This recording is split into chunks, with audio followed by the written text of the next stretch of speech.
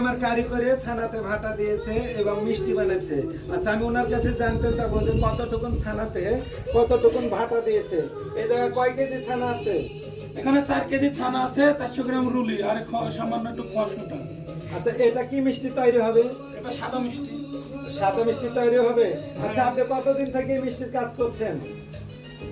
আমার বয়স যখন 23 বছর তখন আমি কাজ করি। 2-3 বছর হয়েছে আমার এই কাজ শেখা। ও, তাহলে আপনি যে কাজ করছেন, ছানার গুটি কাটছেন, আর আপনার আম্মু তো পিছনে দাঁড়া আছে, তাহলে আপনার আম্মুকে মিষ্টির গুটি গোল করছেন, আমি একা কি এতদিন গুটি গোল করতে পারবো? আপনারা ক্যামেরা সেট করেছেন তো গুটি কল করতে আসছি। ও, তাহলে ভালো করে ছানার গুটি কাটেন।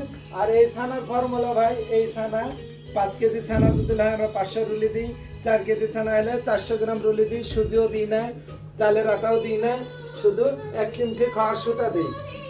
দিয়ে এই মিষ্টিটা হবে সাদা মিষ্টি, কিন্তু পঞ্চ মিষ্টি না। পঞ্চ মিষ্টি বানাতে হলে আরো ফর্মুলা আছে, এটা সাদা মিষ্টি হবে। এই যে কারিগর সাহেব, আপনি দুইটা কথা বলেন তো।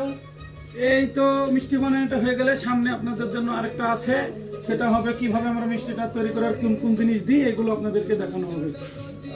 আচ্ছা, তে আমি এই যে দুইটা করে গুটি গোল করছি, সীমা আপাও দুইটা করে গুটি গোল করছে চমৎকার ভাবে।